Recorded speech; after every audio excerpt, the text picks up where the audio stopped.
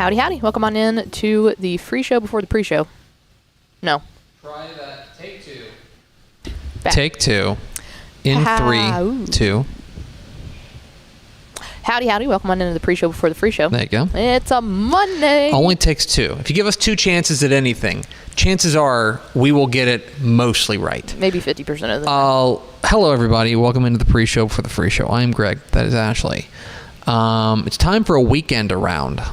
All right. A little weekend check.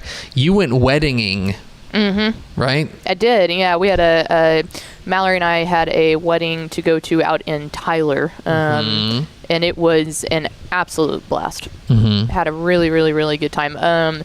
Friends of the program might know the groom was Seth Biley, who was our director for the first year of Texas Football Tonight. So a friend of the program. Seth, congratulations to Seth and Sarah. Thank you very much. Awesome. So you went out to East Texas. Yeah, it was good. Had a little loft Airbnb that was really cute. So it was awesome. La-dee-da. I had a real dad weekend. Yeah. Real dad energy. It seemed like you were dadding pretty hard. I texted you about this on Saturday because I knew you needed to know. Yeah, it was worth it. So, my wife. Is big Instagram person, and as part of being Instagram person, she likes to see what's going on in the local community, and she's on like Momstagram. You know what I mean? It's like, and so if there's an event, she's gonna know about it. And so she came to me on like Thursday and she goes, "Hey, Saturday morning at the hardware store, they're having an event where kids can come and like paint a little clay pot," which ticks all the boxes for me, which is something to do, free, most importantly, and at the hardware store. And so we all went to the hardware store. And the guy who was running it was very, very nice. And he looked like shocked that people came. Like, I think he'd done this before and nobody's come to his party. But now it's like, no, there were like a bunch of kids and they were all painting their clay pots. Power of social media, man. But I texted you because we had to wait. The table's full. We were waiting for one of the other kids to get done to open up a spot for Hank and Max. And we were walking around the hardware store and Hank goes, "Dad, this place is really cool." And I felt this. Yes. I felt this pride. Like, you don't always get told that you're doing a good job as a dad. Correct. You know what I mean? Yeah. But sometimes you do. Sometimes you get told, and you're like, "You're right, buddy. This is a cool place." And that's when I knew that you don't always get told that you're a chick who fits under the dudes rock category. Yes. But when the first person you thought of to text that your son loved the hardware store was me, I was like, heck yeah. You will also be happy to know I also texted Matt Wilson that. He also needed to know. Matt Wilson and I are very much cut from the same cloth. Our friend Matt. The other thing that we did in Dad Weekend was that we went to the ball game yesterday. Went to the Rangers game, and Rangers won. It was a good time. It's dollar ice cream day. Oh wow! Oh man, I know a man who would have liked that on Sundays. My husband. It's dollar ice cream day, and so Hank started asking in the third inning when we were going to get ice cream. And so I told him the rule, which I think we all know is the rule, right? Which is no ice cream until the 5th inning. But we made it the distance. The pitch clock's a big game changer because the game moves quicker now. Yep. A lot quicker. Max really vibed. He thought this was the best concert he's ever been to. Shout out to DJ C Stats. He just thought the music was great. Nice. He's also at the point now, Max is 3, where if people are clapping, he's like, "Yep, I'm clapping. I'm clapping with you. Like, we are one. And if you're happy about something, like, me too." And so like Rangers would get a hit. He has no idea what's going on as far as the baseball game is concerned. Rangers get a hit, there are people clapping. He's just like, "That's fantastic. Great job, Corey Seager. Great job." So he had a great time. Saw my dad. I think people may know this, but my dad now works at the ballpark. He's an usher. He's a concierge or whatever. But he got to come down and hang out with the boys We ran the bases afterwards. Nice. Got to run. It was a good time. Yeah, that's fun. That's a good Sunday. It was. It was a solid Sunday, and the roof was open. Yes, I did see that. The roof was open on the ballpark. If you didn't know, Globe Life Field has a retractable roof, but I would need to look it up. My guess is they only open it if there's 81 home games. My guess is it's open 10, 15 of them. Maybe 10. 10 if it's like a great year. Had you been? No. Since I've never been to a game there so far that the roof's been open. Let me tell you. I mean, obviously, when the roof is open, the weather's going to be nice. Yes. So, like, there's a little bit of built-in bias here. But nice looking park when the wind's open. And I'm also the guy, and this is old man of me, I'm the guy who thinks baseball should be played outdoors. That's me. So I loved it, and I thought it was a good time. We did get on the Jumbotron. Oh, that's cool. It's like in between innings or something like that. And suddenly I'm just like, I'm talking to my wife, and Hank like hits me, and he goes, "Dad, look." Sure enough, on the board. So I have a theory. I have a theory that, like, because I had posted something on Instagram about, like, us being at the game. I just posted the boys look at the field. And you and I have now worked with the folks at FanDuel Sports Network /Bally/Fox for long enough. And you know how much overlap there is. It is actually in DFW, it's a pretty small community of that's why people. This wedding that we were at was 90% that, and I was like, is anybody at work today? Because we're all here. Like every single one of us are all here, and a lot of them now are at Victory Plus, and there was a Stars game going on, and they were like, yeah, that was a tough one for all of us, but yes, very small community. But it's very it's a small community, and so my theory is that somebody got tipped off, because that seems too random. Like, there's 35,000 people. I've never been on the Jumbotron before. Oh, really? No, never been. I mean,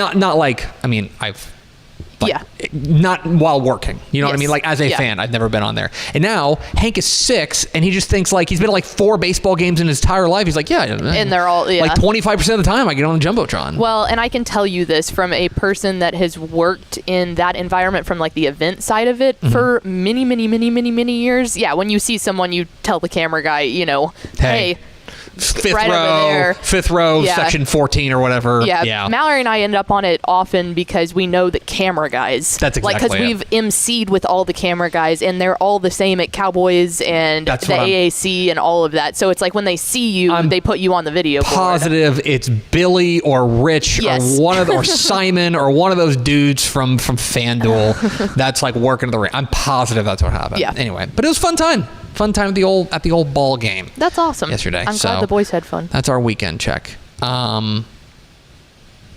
the theme expo.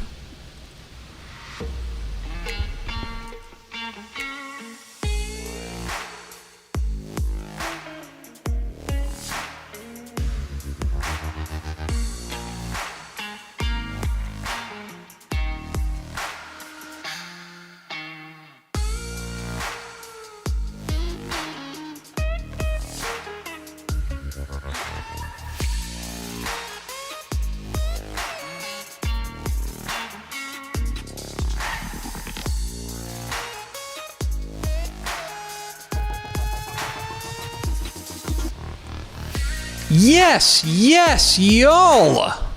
From the Dave Campbell's Texas Football Mothership here in beautiful Lewisville, Texas. It is Texas Football Today, a show about football in Texas occurring today. My name is Greg Tepper. I'm the editor-in-chief of Dave Campbell's Texas Football and TexasFootball.com. Thank you for spending part of your day with us. Whether you're watching us live at TexasFootball.com, on Facebook, on YouTube, on Twitter, or you're listening to us on the podcast, which you can subscribe to on the podcast vendor of your choice. Either way, thank you for doing your part to support your local mediocre internet show. I'm sitting over there in her little abode over there, her little loft Airbnb. My safe space. Her safe space. She's the Duchess of the Dorks, Miss 305. She's Ashley Pickle. Hi, friends. Happy Monday. Happy Monday indeed. Happy Monday indeed. It's Cinco de Mayo. Yes, it is. Did you know that? I did. Yeah, VNA told me. Today is Monday, Cinco de Mayo, 2025. 207 days until 206 days rather. I don't want to shortchange you. 206 days until Thanksgiving. Happy birthday to Danielle Fishel, who you may know as Topanga from Boy Meets World. No. That one doesn't resonate. Boy, that's not. That was before. Men of a certain generation. Yeah. That was before my time. She's 45. It is episode 1857. On today's show, folks, we got some headlines from across the state, including we're going to talk about the seismic coaching move that happened last week. We haven't had an opportunity to talk about it here on this program. We're going to talk about that, what's going on in Gunner. Then, back half the show, it's This Week in Recruiting. Greg Powers, our director of recruiting here, Dave Campbell's Texas Football. Talk about all things recruiting across the Lone Star State. So we've got a big, beefy show for you coming up here right now. Do we have first four through the door? We sure do. It was... Let's see, jersey number 69, nice. Laugood, BJWB, yeah. and CDog 441906. Perfect. Welcome in, friends. Thanks for your Wi-Fi password. We appreciate it. That is, by the way, one of the things. These college football teams, they always have to have a recruiting hashtag. Oh, yeah. And they try to incorporate the number. So it's like if this is the class there. of 26, right? Yeah. They want to put 2 and 6 in there somehow. And sometimes they're really good. Sometimes it works. Sometimes it would be better to just not do. Sometimes it just looks like a Wi-Fi password. Yeah. That's what it looks like. Like, I mean, it's, I don't know. That's old man of me. Big old man. Yeah, I was going to say, you're giving old today. Well, if the shoe fits, get another one just like it. Let's get to some headlines from across the state of Texas. And we will start with, I would say, the biggest story of the 2025 Texas high school football offseason. And certainly the most shocking story of the 2025 Texas high school football offseason. And that is that the Gunner Tigers are looking for a head coach. As last week, as reported by Dave Campbell's Texas Football's Matt Stepp, Jake Fizel, the longtime head coach of the Gunner Tigers, has stepped down as their head coach. He, of course, has won 5 state championships there, including each of the last 3 state championships there in 3A Division II. He is a guy who has helped to, plain and simple, build Gunner into I don't think there's really any doubt about it, the 3A program of record in Texas. Over the course of 18 seasons, Jake Fizel is 224-31 with 18 playoff appearances, 15 district championships, and 5 state championships, including, of course, as we mentioned, the winner of the previous 3 3A Division II state champions, the 3-time defending state champs in Gunner. This is a shocking move. I want to be really careful about what I say here, but really intentional about what I say. A couple of weeks ago, we started getting rumblings and reports kind of from our sources, Matt Stepp in particular, his sources, that this could be coming, that there was perhaps a coaching change in the works there at Gunner. From what I understand, this is due to an off-field personal issue, an off-field family issue of some kind. We're certainly not going to pry into that, but it is certainly shocking that the 3-time defending state champs, the Gunner Tigers, are looking for a head coach. I know that this has really rocked the community up there in Gunner. I want to just kind of point out that this feels rare, right? That the 3-time defending state champ will have a new coach, but it's actually not all that rare. All told, this is actually going to be the 8th time in UIL 11-man history that a 3-time defending state champ will have a new head coach. It happened for the first time back in 1930s with Amarillo, when Blair Cherry won 3 straight state championships, and then Howard Lynch took over. And then it's happened to Salina when G.A. Moore or Butch Ford took over for G.A. Moore. It's happened at Dangerfield in the late 2010s or 2010s rather. With Eric Sardegna taking over from Barry Bowman. Hey, happened at Lake Travis. They actually had 2 coaching changes in that drive for 5. with Chad Morris leaving and Hank Carter taking over. Alan Weddle at Lamarck leaving and Larry Walker taking over. And then it's actually, strangely, happened. Todd Dodge has done it twice.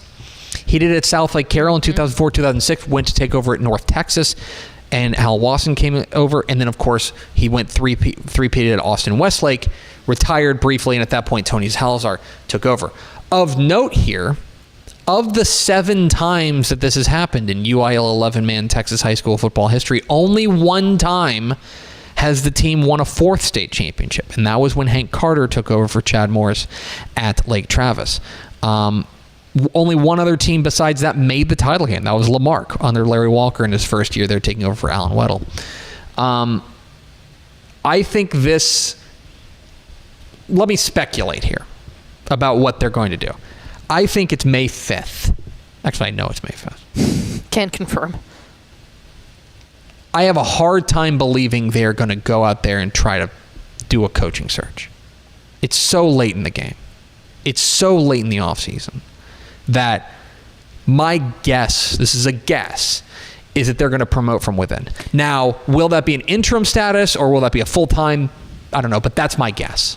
Yeah, I think the other side of that too that like people need to consider is the assistant coaches, anybody who was not the head coach, they've all been there for a really long time too. That was not a high turnover rate of a staff. I mean, those guys that have been there for the three-peat, almost all of them are still there and have been there almost the entire time under Feazell. So it's not like, oh yeah, he kept winning and there was just a bunch of new coaches and people kept getting hired. They would turn down jobs to be able to stay there. So they've been around the block. The thing that I think is very interesting, though, they have actually made a you're exactly right. They've had relatively kind of... It's low churn. Yeah, they've had low churn. They've held on to their staff. One name I would keep an eye on, this is me, is Jordan Gill, their offensive coordinator. That feels like one of the things that feels like it would make sense, but I don't know. I don't have any inside information on that. I am simply reading the tea leaves, and generally speaking, when you have a sudden coaching change in May, and from what I understand, from what we understand, this was not something that Coach Feazell was planning on doing for a long time, and he had been preparing his staff behind the scenes for this. From what we understand, the staff was more or less caught off guard by this. And so as a result, if you have a sudden coaching change this late in the game, my guess is that they will look at promote from within. But it's a shocking story that I think will also has major ripple effects in 3A Division 2. This is plain and simple. Like, we're putting together 2025 summer edition of Dave Campbell's Texas Football. Matt Stepp and I had a conversation about where Gunner should be ranked. Like, where they should be. Like, how much should their ranking be affected by this? It is a truly remarkable turn of events here. And so the 3A Division 2 state champion Gunner Tigers will have a new head coach in 2025. We, of course, are following the story as much as we can on TexasFootball.com. It was us and Jason De La Rosa at the Sherman Herald Democrat that broke the story. We will keep you up to date on what happens there in Gunner. Elsewhere, other coaching changes from across state Texas. How about the team that played Gunner in the state championship game? How bizarre is this? Both teams from the 3A Division 2 state championship game will have a new head coach. We knew that Woodville was going to have a new head coach. Ty Robinson had left to go take over at Crawford. And they have gone out and they have hired Heath Clausen to be their next head coach. Heath Clausen leaving Elgin to become the new head coach there. He talked with Matt Stepp at Dave Campbell's Texas Football at TexasFootball.com about this and talked about how he was intrigued by the opportunity to take over a program that is obviously on the rise there. He's been at Elgin for the last 4 seasons. He kind of helped to rebuild them into a perennial playoff team. What is interesting, though, is this is obviously a Woodville program coming off their best season in program history, going to the state championship game. What I think is so fascinating here, though, is that this is a move down in classification. He's going from 5A Division 2 to 3A Division 2. But at the same time, obviously he felt like this is a really good fit. And so Woodville will have a new head coach in Heath Clawson. Elgin now is open and looking for a new head coach. Fascinating to see where Elgin goes there in that kind of greater Austin area. But keep an eye on that, as Heath Clawson has been hired as the new head coach there of the Woodville Eagles, the reigning 3A Division II state runners-up. Okay. Elsewhere, let's talk a little bit about 7-on-7. 7-on-7's going, guys. The state qualifying tournaments are rolling right now. We've had 2 of them. And 2 weeks ago, we had our first one in the Coppell SQT, where Crandall and Louisville both qualified for the state tournament. Joining them this week at their winning their own tournament at their own state qualifying tournament, Hampshire Finette qualified for the state tournament. Hampshire Finette will be heading to College Station. Of course, we have the official website of the state 7-on-7, and we are the official partner of the state 7-on-7 tournament. If you go to TexasFootball.com, we've got everything you need for 7-on-7. Big stuff coming this year for our coverage of state 7-on-7. But the first 3 teams have punched their tickets to College Station. They're Hampshire Finette joining Louisville and Crandall. Finally, I want to direct you to go to TexasFootball.com. TexasFootball.com. We've got, of course, our friend Carter Yates has been on a bit of a heater as far as storytelling is concerned. And he wrote a really remarkable story about the rise of directors of football operations in Texas high school football. Mesquite has hired one. Leander Rouse has hired one. Bay City has hired one. It's really interesting. Lexi Brooks took over at Leander Rouse. Sapphire Cervantes took over at, is she at Mesquite? Is that correct? Yes. It's a fascinating role, and you can read all about what that role goes into. I think people think of a director of football operations or a director of player personnel type thing as a college thing or a pro thing. It is trickling down to the high school ranks, and they are doing a lot of the nitty gritty work behind the scenes to get these football teams rolling. It's really fascinating. Oh, I'm sorry. I thought you were going to say something.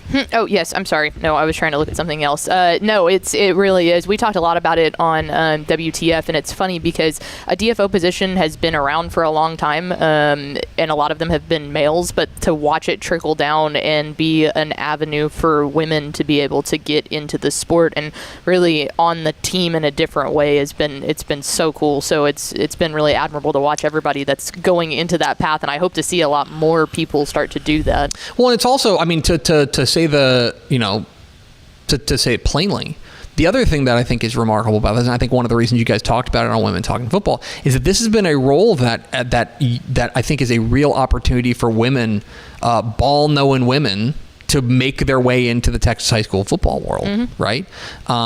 And so this is it's really interesting to see, and I think it's going to become more and more prevalent. I think you're exactly right. This role of a director of football operations, I think, or some, they might change the title a little bit, but like whatever that is, as far as kind of the how do I want to put this? Kind of the chief strategist and the chief operator of the program. I think that's going to become more and more, because I think we think of these Texas high school football coaches, and we've said this a lot, that calling plays for these football coaches is like 1% of their job. This is, I think, an opportunity for them to, for people to get involved and to help make these programs less of kind of these monoliths, right? Where it's like one person running the whole thing, spreading out a lot of those tasks that are the nitty gritty things that have to get done for a football team to operate. It's a really fascinating story on TexasFootball.com. Carter Yates wrote it, The Rise of Directors of Football Operations in Texas High School Football. Go check it out on TexasFootball.com. Just go to TexasFootball.com generally. Yeah, why not? We are Texas Football Today. We're here Mondays and Thursdays on TexasFootball.com, talking football in the Lone Star State. You can follow us on Twitter at DCTF, like us on Facebook, Facebook.com/Dave Campbell's. Follow us on Instagram, Instagram.com/Dave Campbell's, and of course, see us at TexasFootball.com. I hope you'll consider going to TexasFootball.com/subscribe to become a Dave Campbell's Texas Football subscriber. Get the 2025 summer edition of Dave Campbell's Texas Football on your doorstep, in your mailbox, delivered to you by a postal mule. Maybe. Do they serve? They've got to deliver some mail by mule, right? No. No? It's mostly trucks? Yeah. However you get your mail. Maybe a horse, but I don't think anybody's using a mule anymore. I think you are anti-mule, and I'm sick of it. No. Are you pro mule? Yeah. This is a debate. This is way in the weeds here, but we actually had this debate at my bachelorette party because of course you did. Because we were in New Orleans, and they have all those carriages that kind of line up along Canal Street that you can go ride in. And there was one in particular that we could not tell if it was a mule or a horse, and we got into a big debate. And so we actually went and asked the gentleman, and he said it was a mix. So we were both right. But anyway, yeah. So you not anti-mule. I just feel like horses would be used more than mules. Become a Dave Campbell's Texas Football subscriber at texasfootball.com/subscribe. Makes a great gift as well. You can watch playoff baseball and softball on Texan Live. You get a year of Dave Campbell's Texan Live. What a sales pitch this is. Speaking of sales pitches, coming up here in just a moment, Greg Powers is going to give you even more reason to consume our content. But first, a word from these valued partners. He seems like a mule guy. Hi, I'm Jennifer Potter, Executive Director of Be Well Texas. Too many people are struggling alone these days, and alcohol and drug deaths are increasing. We started Be Well Texas to offer high-quality, science-based addiction treatment and recovery services anywhere, even at home. We provide compassionate, caring support virtually or in person. In many cases, there is no cost for treatment if you don't have insurance. Really. Welcome to Be Well Texas. We're glad you're here. Hey DFW residents, get your grocery essentials in minutes, not hours or days, with Wing Drone Delivery. Forget about last-minute trips to the store when you need things like cereal for breakfast before school, medicine for a cold, or snacks for a movie night. Wing's drones get you quick, no-contact delivery in as fast as 15 minutes. Say goodbye to last-minute grocery runs and say hello to more of your valuable time. Sign up today. Joined out here by Hayden Gunner at Denton High School. Man, it's a big day for you. You got your decision coming right now. After a lot of thinking, with the family talking, stressing out. Let's see exactly where Malik Hawkins is going to be heading. First off, I want to start by thanking God. Without him, I wouldn't be anything. I wouldn't be blessed with all these opportunities. Got 5 schools he's choosing between. We're about to find out who it's going to be. Got your teammates, coaches, family, friends surrounding you, so you couldn't have a bigger stage right here to announce it on. So without further ado, we're going to go to the man right here, Kobe Foreman. Who's it going to be? I will be attending. I'll be committed to the University of Oklahoma. University of Texas A&M. Stanford University. The University of Oklahoma. Yeah.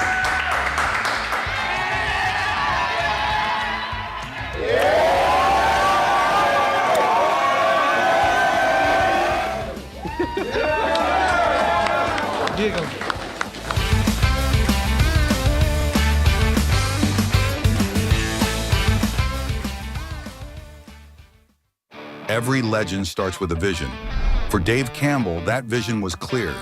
Tell the story of Texas football like never before. In 1960, he built something no one had before, a magazine that became the Bible of Texas football. Coaches, players, and fans didn't just read it, they lived by it. His words shaped the game. His vision built a legacy. And his name? It will always be written in the story of Texas football. Dave Campbell's Texas Football, where legends begin. Back here on Texas Football Today, I am Greg, that is Ashley, and we got great news for you folks. We are pleased to be joined by the Director of Recruiting for Dave Campbell's Texas Football, Greg Powers. What's up, y'all? Thanks for joining us. Thanks for taking the time. The first half of the show was amazing. It looks like everybody had a great weekend and lots of football happening around the state, even though it's the off season. Tremendous job. Don't patronize us. The show's not that good. I mean, it's a show on the internet. That's a great point. Speaking of a show on the internet, I'm Greg Tepper. That's Greg Powers. This is This Week in Cruton.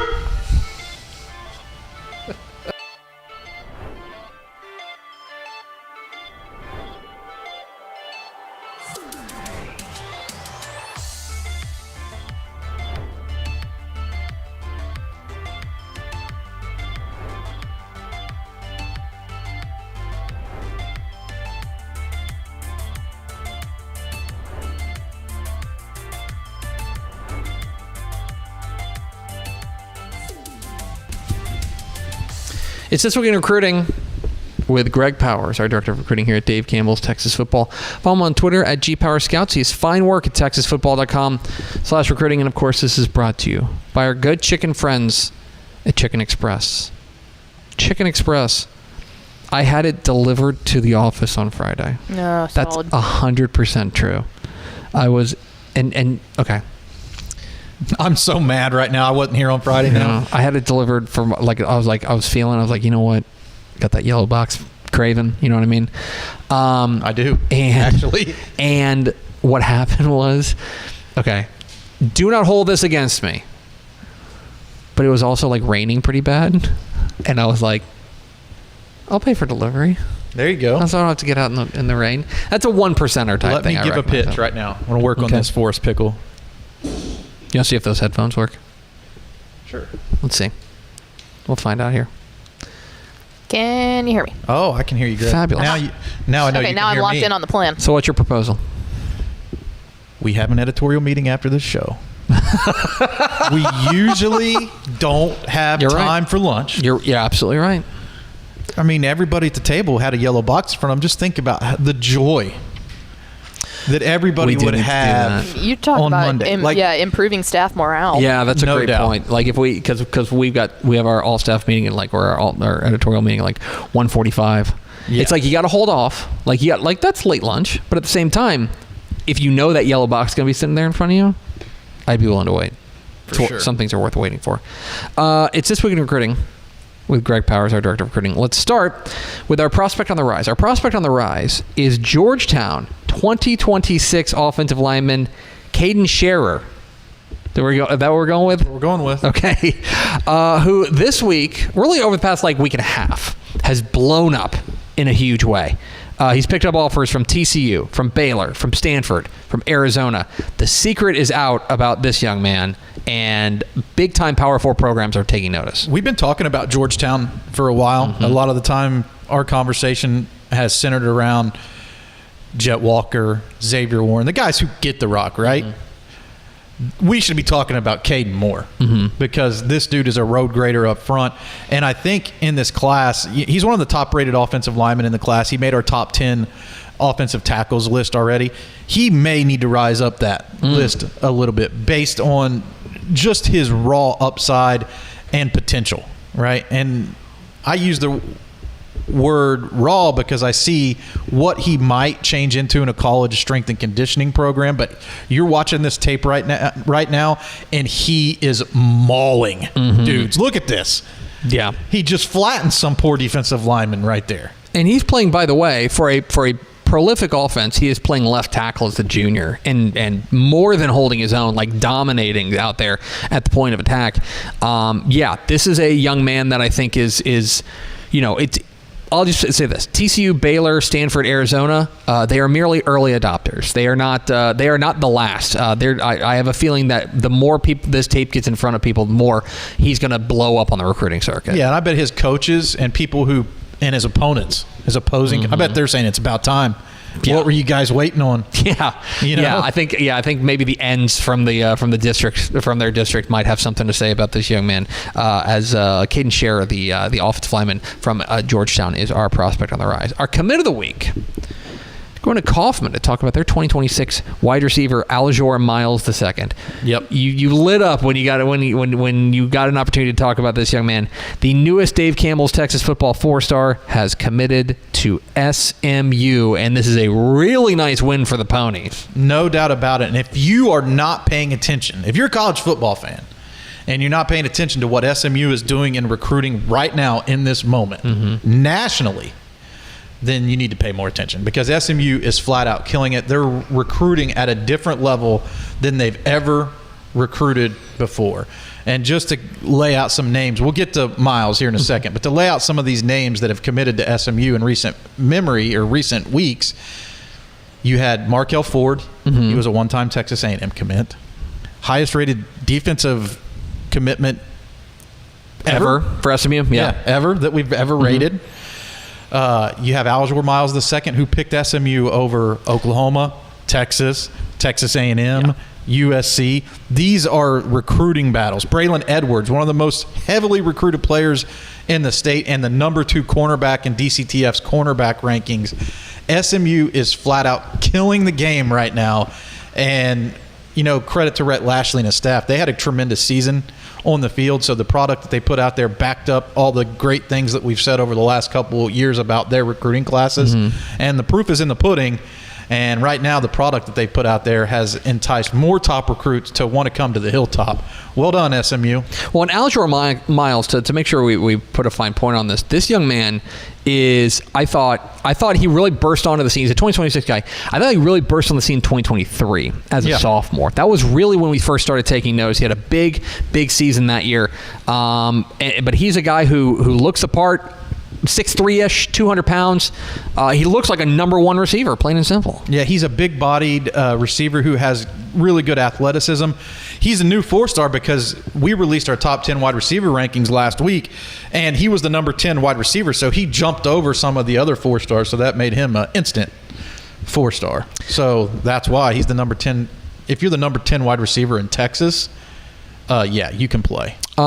He is the newest SMU commit is Aljur Miles II out of Kaufman. Congratulations to him and the Ponies. It's a big win for them. Let's round it all out with our what was it? Was it our prospect or underclassman league? Underclassman of the week going to 2027 to talk about Argyle's wide receiver Julian Caldwell, who this week picked up a flurry of offers. Here. This is a guy who also stars on the track. He was excellent in 2024. And I think that what you're seeing now is, like, if you take a look at his numbers, right, at 21 catches for about 600 yards, he's a big play merchant. And he is also a guy that I think everyone sees the potential. Remember, Argyle's not a team that they spread the ball around. They're not a team that's predicated on, like, we're going to feed one guy. So if you're getting touches like this as a sophomore in Todd Rogers' offense, he sees something in you, and now all these programs are seeing something in him too. Over 30 scholarship offers already, and he had a huge week on the recruiting trail. He picked up a lot of offers, but Texas and Texas A&M both offered him in the same week. When you get those two in state, it's just like it's just big. It's that's all you big can say time. there. I think you'll see him be a much bigger piece of this offense this year because he's so dynamic. He reminds me a ton of former Lovejoy wide receiver Dalen McCutcheon, who signed with Texas last year. And I know that he goes to the same wide receiver trainer, so maybe that's why. But similar frame, does a lot of similar things within the offense. So Julian Caldwell, we've been meaning to talk about him for a while now. This is our first big opportunity to get it. So I'm glad we get to shine the spotlight. I would say that maybe we waited too long since he has 30-plus offers. He's just going to be a junior next year. But the thing is that, like, 2025, the 2025 football season feels like it's going to be the big breakout year where every the numbers are going to and the production is going to match up with that. You know what I mean? Like, right. he was a piece of what was a really good offense last year. I feel like you're right. They're gonna start building more and more of the plane out of Julian Caldwell starting this year. Yeah, and McGuire Gasperson, the quarterback at Argyle, noticed him on a couple of those throws where he was pinpointing the ball in there. I think it's going to be a pretty dynamic offense. To me, they were the surprise team. Yeah, I think they're a year early for sure. I just didn't know that they would compete at such a high level, getting bumped up last year. I mean, Argyle's always great. Yeah. They've got one of the best programs, but they came out of the gates when they got bumped up swinging, and it's because of guys like this. They've got a lot of guys on the offensive side of the ball, especially Big Braden Bach, tight end. Picked up an offer from Houston today, so Argyle's loaded, and they got the big hog mollies up front. We know that Argyle's offensive line is always loaded. Yeah, you never have to worry about them being good up front. Another guy you never have to worry about is Greg Powers, our director of recruiting here at Dave Campbell's Texas Football. Follow him on Twitter at GPowersScouts. He's fine work at TexasFootball.com/recruiting. Thank you, Greg. Thanks for glowing me up like that. Appreciate You're welcome, buddy. Let's go over to Ashley Pickle for America's second favorite segment. Final thoughts. Powers, would you rather have your mail delivered on horse or a mule? I don't know, man. You think about the mail being delivered by, like, mules are dependable, right? They're reliable, and that's what I think of the post office is like every day. And there's nothing you could do to get that mule to quit walking. Like, they're stubborn. They're just going to deliver mail. That's my take. Yeah, I feel like you and I. Horses are prima donnas. I would say you and I probably profile more as mules than as horses. So you're a mule. You pick mule. I pick mule. Let's go to the glory hound, Ashley Pickle, who's going to say, I want to get a thoroughbred to deliver my mail. Clydesdale. Well, it is. She's coming off the Kentucky Derby weekend. Yeah. But if I were to pick a delivery horse, it would be 100% agree with the Clydesdale thing. Yeah. It would be regal at that point. Yeah, that's exactly it. Yeah. I need my, gold envelopes delivered by Clydesdales and Clydesdales. Your Texan Live contract, madame. Exactly, like a wax seal and everything. I mean, y'all saw the wedding invitations. I go pretty hard on stationery. That's true. You guys also went pretty hard on the meal. I'm still thinking about that.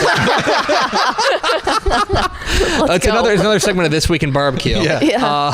That's going to do it for us. Thanks for spending a little bit of your day with us. Follow us on Twitter at DCTF. Well, Go ahead and follow me too. Yeah. Like us on Facebook, facebook.com/Dave Campbell. Follow us on Instagram, instagram.com/Dave Campbell. And of course, see us at texasfootball.com. For Ashley Pickle and Greg Powers, I'm Greg Tepper. Vince Young, please meet your Player of the Year trophy. We'll see you Thursday on Texas Football Today.